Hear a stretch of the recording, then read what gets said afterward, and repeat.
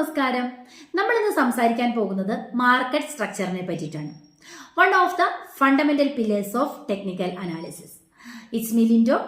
Welcome back to Trading Milestone. So ഞാൻ വിചാരിക്കുന്നത് ഈ മാർക്കറ്റ് സ്ട്രക്ചർ എന്നുള്ള ഒരു പോർഷൻസ് ഒരു കംപ്ലീറ്റ് സീരീസ് ആയിട്ട് ചെയ്യാനായിട്ട് ഉദ്ദേശിക്കുന്നു. നമ്മൾ ട്രേഡിംഗ് സൈക്കോളജീസിന്റെ വീഡിയോസ് ചെയ്യുന്നുണ്ട്. അതുപോലെ തന്നെ സ്മാർട്ട് മണി കൺസെപ്റ്റിന്റെ കുറച്ച് വീഡിയോസ് ചെയ്തിരുന്നു. അപ്പൊ ശരിക്കും സ്മാർട്ട് മണി കൺസെപ്റ്റില് one of the best concept എന്ന് വേണമെങ്കിൽ പറയാം മാർക്കറ്റ് സ്ട്രക്ചറിനെ. ഈ മാർക്കറ്റ് സ്ട്രക്ചറിനെ പറ്റിയിട്ട് വിശദമായിട്ട് പഠിക്കുകയും അറിയുകയും ചെയ്ത സമയങ്ങളിൽ ശരിക്കും മാർക്കറ്റിന്റെ സ്ട്രക്ചർ മനസ്സിലാക്കിയാൽ തീർച്ചയായിട്ടും നമുക്ക് മാർക്കറ്റിൽ നിന്ന് പ്രോഫിറ്റ്സ് ഉണ്ടാക്കാനായിട്ട് സാധിക്കും with the help of trading psychology എന്നുള്ളതാണ്. ശരിക്കും ഞാൻ ഈ മാർക്കറ്റ് സ്ട്രക്ചർ യൂസ് ചെയ്ത് ട്രേഡ്സ് ചെയ്യാനായിട്ട് തുടങ്ങിയപ്പോൾ എനിക്ക് തന്നെ എൻ്റെ ട്രേഡിംഗ് ജേർണിയിൽ നല്ല മാറ്റം ഫീൽ ചെയ്തു. മീൻസ് പ്രോഫിറ്റിന്റെ കാര്യത്തിലാണ് ഞാൻ പറയുന്നത്. മറ്റു പല ഇൻഡിക്കേറ്റേഴ്സ് ഉപയോഗിച്ച് നോക്കി, അല്ലെങ്കിൽ പല പല ടൂൾസ് ഉപയോഗിച്ചിട്ട് മാറി മാറി ചെയ്ത് നോക്കിയപ്പോൾ കമ്പാരിറ്റീവ്ലി ഇത് എനിക്കൊരു ബെസ്റ്റ് ടൂളായിട്ട് തോന്നി. അതുകൊണ്ട് തന്നെ ഞാൻ വിചാരിക്കുന്നു മാർക്കറ്റ് സ്ട്രക്ചറിന്റെ വിവിധ കൺസെപ്റ്റ്സുകൾ, അല്ലെങ്കിൽ എങ്ങനെ മാർക്കറ്റ് സ്ട്രക്ചർ ഉപയോഗിച്ചിട്ട് ട്രേഡ്സ് എക്സിക്യൂട്ട് ചെയ്യാനായിട്ട് സാധിക്കും, മാർക്കറ്റിന്റെ സ്ട്രക്ചർ മനസ്സിലാക്കിയാൽ എത്ര ഈസിലി നമുക്ക് മാർക്കറ്റിനെ മനസ്സിലാക്കാനും അതിന്റെ മൂവ്മെന്റ്സ് പ്രെഡിക്റ്റ് ചെയ്യാനും സാധിക്കും എന്നുള്ളത് ഈ ഒരു കോഴ്സ് പഠിക്കുകയാണെങ്കിൽ നിങ്ങൾക്ക് തീർച്ചയായിട്ടും മനസ്സിലാക്കും. അപ്പം നമ്മളിത് ഓരോ സീരീസ് ആയിട്ടാണ് ചെയ്യുന്നത്. മാർക്കറ്റ് സ്ട്രക്ചറിലൂടെ നമുക്ക് മനസ്സിലാക്കാൻ പറ്റുന്ന കോർ എലമെന്റ്സുകളാണ് എങ്ങനെ പ്രൈസ് മൂവ് ചെയ്യുന്നു, അല്ലെങ്കിൽ ട്രെൻഡ്സിനെ എങ്ങനെ പ്രൈസ് മൂവ്മെന്റ് ഹെൽപ്പ് ചെയ്യുന്നുണ്ട്, കീ ലെവൽസ്, റിവേഴ്സലിനെ പറ്റിയിട്ടൊക്കെ നമുക്ക് വിശദമായിട്ട് ഈ ഒരു ക്ലാസ്സുകളിലൂടെ പഠിക്കാനായിട്ട് സാധിക്കും. അതുപോലെ തന്നെ നമുക്ക് വളരെ കോൺഫിഡന്റ് ആയിട്ട് മാർക്കറ്റിനെ റീഡ് ചെയ്യാനും മാർക്കറ്റ് സ്ട്രക്ചർ ബെറ്റർ ഓപ്ഷനാണ്. മാർക്കറ്റിന്റെ ആ ഒരു സഞ്ചാര ദിശ, അല്ലെങ്കിൽ എങ്ങോട്ട് മാർക്കറ്റ് മൂവ് ചെയ്യണം എന്ന് പ്രെഡിക്റ്റ് ചെയ്യുന്നത് അല്ലെങ്കിൽ തീരുമാനിക്കുന്നത് ഇതുപോലെയുള്ള ഇൻസ്റ്റിറ്റ്യൂഷൻസും ഹെഡ്ജ് ഫണ്ട്സും ഒക്കെയാണ്. ശരിക്കും ഇത് പ്രകാരം എവിടെയാണ് അവരുടെ സ്റ്റോപ്പ് ലോസസ് അല്ലെങ്കിൽ അവരുടെ ടാർഗറ്റ്സ്, ഇതൊക്കെ കൃത്യമായിട്ട് കണ്ടെത്തുക എന്നുള്ളതാണ് റീറ്റെയിൽ ട്രേഡേഴ്സ് ആയിട്ടുള്ള നമ്മളെ കൊണ്ട് സാധിക്കുന്ന ഒരു കാര്യം. ശരിക്കും ഈ മാർക്കറ്റ് സ്ട്രക്ചർ ബേസിൽ നമുക്ക് അറിയാനായിട്ട് സാധിക്കും.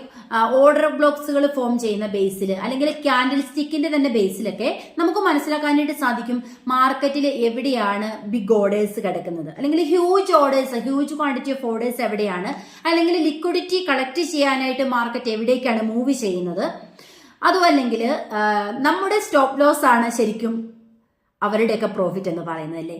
അപ്പൊ അതിൽ നിന്ന് എങ്ങനെ നമുക്ക് കണ്ണിംഗ്ലി രക്ഷപ്പെടാനായിട്ട് സാധിക്കും, എങ്ങനെ കൃത്യമായിട്ടുള്ള സ്റ്റോപ്പ് ലോസുകൾ സെറ്റ് ചെയ്യാനായിട്ട് സാധിക്കും എന്നതൊക്കെയാണ് നമ്മൾ മുമ്പോട്ട് പഠിക്കാനായിട്ട് പോകുന്നത്. ഓർഡർ ബ്ലോക്സിനെ കുറിച്ചിട്ട് പറഞ്ഞാൽ എന്താണ് ഓർഡർ ബ്ലോക്സ് എന്ന് നമുക്ക് ഒറ്റ വാക്കിൽ ഉത്തരം പറയുകയാണെങ്കിൽ, ഓർഡർ ബ്ലോക്സ് എന്ന് പറയുന്നത് ഒരു സോൺസ് ആണ്. അവിടെയാണ് ഇൻസ്റ്റിറ്റ്യൂഷൻസ് അവരുടെ ലാർജ് ബൈ അല്ലെങ്കിൽ സെൽ ഓർഡേഴ്സ് പ്ലേസ് ചെയ്യുന്നത്. ഒരു അപ് ട്രെൻഡിലാണെങ്കിൽ ഒരു ബുള്ളിഷ് ഓർഡർ ബ്ലോക്ക് നമുക്ക് കാണാനായിട്ട് സാധിക്കും ഒരു സപ്പോർട്ട് ലെവലിൽ. ഇവിടെയാണ് ഇൻസ്റ്റിറ്റ്യൂഷൻസ് പൊസിഷൻസ് അക്യൂമുലേറ്റ് ചെയ്യുന്നതെന്ന് നമ്മൾ മനസ്സിലാക്കുക. അതുപോലെ തന്നെ ഒരു ഡൗൺ ട്രെൻഡില് അല്ലെങ്കിൽ ഒരു ബെയറിഷ് ഓർഡർ ബ്ലോക്ക് കാണുന്ന സ്ഥലം ഒരു റെസിസ്റ്റൻസ് ലെവലായിരിക്കും. ഇവിടെയാണ് ഇൻസ്റ്റിറ്റ്യൂഷൻസ് അവരുടെ ലാർജ് സെൽ ഓർഡേഴ്സ് ഇനിഷ്യേറ്റ് ചെയ്യുന്നത്. അപ്പം ഈ ബ്ലോക്കുകളെ ഐഡന്റിഫൈ ചെയ്യുക എന്നുള്ളത് ഒരു ട്രേഡേഴ്സിനെ സംബന്ധിച്ചിടത്തോളം അവർക്ക് പൊട്ടൻഷ്യൽ ടേണിംഗ് പോയിന്റ്സ് അല്ലെങ്കിൽ എൻട്രി പോയിന്റ്സ്, ഇൻസ്റ്റിറ്റ്യൂഷൻസിന്റെ ആക്ഷൻസിനെ മനസ്സിലാക്കി, അല്ലെങ്കിൽ ഇൻസ്റ്റിറ്റ്യൂഷൻസ് എവിടെയാണ് മൂവ് ചെയ്യുന്നത്, ഏത് ലെവലിലേക്കാണ് മൂവ് ചെയ്യുന്നത് മനസ്സിലാക്കി കറക്റ്റ് പൊസിഷനിൽ നമുക്ക് ട്രേഡ് എക്സിക്യൂട്ടീവ് ചെയ്യാൻ സാധിക്കണം എന്നുള്ളതാണ് ശരിക്കും ഈ ഓർഡർ ബ്ലോക്സിന്റെ ഒരു ഉപയോഗം എന്ന് പറയുന്നത്. ഞാൻ ക്ലാസ്സുകൾ ഒരുപാട് വലിച്ചു നീട്ടാൻ ഉദ്ദേശിക്കുന്നില്ലാത്തത് കൊണ്ട് തന്നെയാണ് എല്ലാ കാര്യങ്ങളും ഒരുമിച്ച് ബ്രീഫായിട്ട് ഞാനിവിടെ പറയുന്നത്.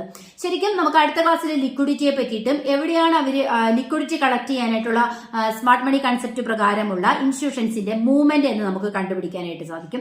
അത് നമുക്ക് അടുത്ത ക്ലാസ്സിൽ ഡിസ്കസ് ചെയ്യാം. ഇന്നിപ്പം നമ്മൾ പറഞ്ഞത് എന്താണ് മാർക്കറ്റിന്റെ സ്ട്രക്ചർ എന്ന് നമ്മൾ പറഞ്ഞു. അതുപോലെ തന്നെ ഈ മാർക്കറ്റ് സ്ട്രക്ചറിൽ എങ്ങനെയാണ് ഇൻസ്റ്റിറ്റ്യൂഷൻസ് മൂവ് ചെയ്യുന്ന രീതി എന്ന് പറഞ്ഞു അല്ലെ. ഒരു അക്യൂമുലേഷനും ഡിസ്ട്രിബ്യൂഷനും നടക്കുമ്പോഴാണ് ഇൻസ്റ്റിറ്റ്യൂഷൻസിന്റെ ബൈ സെൽ അവിടെ നടക്കുന്നത്. ശരിക്കും നമ്മെ പോലുള്ള റീറ്റെയിൽ ട്രേഡേഴ്സിനെ സംബന്ധിച്ചിടത്തോളം നമുക്ക് മാർക്കറ്റിനെ വാച്ച് ചെയ്ത് പേഷ്യൻസോടെ നമുക്ക് ആപ്റ്റായിട്ടുള്ള ട്രേഡ് എക്സിക്യൂട്ടീവ് ചെയ്യുക എന്നത് മാത്രമാണ് നമുക്ക് സാധിക്കുന്നത്. അല്ലാതെ മാർക്കറ്റിന്റെ ഗതിയെ നിർണ്ണയിക്കാനോ സ്റ്റോപ്പ് ചെയ്യിക്കാനോ അല്ലെങ്കിൽ കുറച്ച് കൂടുതൽ മൂവ് ചെയ്തോട്ടെ ആ രീതിയിലൊന്നും നമുക്ക് ചിന്തിക്കാനായിട്ട് സാധിക്കില്ല. ആസ് എ ട്രേഡർ നമ്മൾ നല്ല മൈൻഡ് സെറ്റോട് കൂടി കറക്റ്റായിട്ട് നമ്മൾ ട്രേഡ് എക്സിക്യൂട്ടീവ് ചെയ്യുക എന്നുള്ളതാണ്.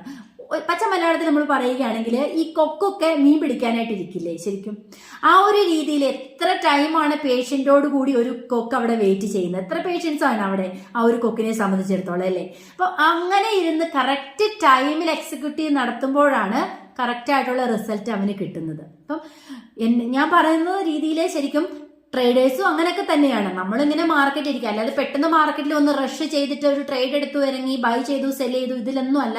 ശരിക്കും നമ്മൾ പേഷ്യൻസോടെ മാർക്കറ്റിൽ വെയിറ്റ് ചെയ്തിട്ട് കണ്ണിംഗ്ലി ഉള്ള ആ ഒരു ഇൻസ്റ്റിറ്റ്യൂഷൻസിന്റെ മൂവ്മെന്റ്സിനെ നമ്മൾ മനസ്സിലാക്കിയിരിക്കുക. അതിനുശേഷം നമുക്ക് ആപ്റ്റായിട്ടുള്ള ആ ഒരു പ്ലേസ് വരുമ്പോൾ ട്രേഡ് എക്സിക്യൂട്ടീവ് ചെയ്യുകയും മാർക്കറ്റിൽ നിന്ന് പ്രോഫിറ്റ് എടുക്കുകയും ചെയ്യുക. അവിടെ ഗ്രീഡോ റിവെഞ്ച് ഈ കാര്യങ്ങൾ ഒന്നും പരിഗണിക്കാതെ ഇരിക്കുക. ഇതൊന്നും നമുക്ക് മാർക്കറ്റിൽ നിന്ന് നേട്ടങ്ങൾ തരുന്ന കാര്യങ്ങളല്ല. എപ്പോഴും മനസ്സിലാക്കുക, trading psychology, correct mindset, patience, ഇതൊക്കെ ഉണ്ടെങ്കിൽ ഈസിലി നമുക്ക് പ്രോഫിറ്റ്സ് ഏൺ ചെയ്യാനായിട്ട് സാധിക്കും. അപ്പം അടുത്ത ക്ലാസ്സിൽ നമുക്ക് ഇതിന്റെ സെക്കൻഡ് പാർട്ടായിട്ട് ചെയ്യാം. ഓരോ പാർട്ട് ബൈ പാർട്ടായിട്ട് വളരെ കുറഞ്ഞ സമയം കൊണ്ട് തന്നെ കൂടുതൽ കാര്യങ്ങൾ നിങ്ങളിലേക്ക് എത്തിക്കാൻ നമുക്ക് ഈ അവസരം ഉപയോഗിക്കാം. ബൈ.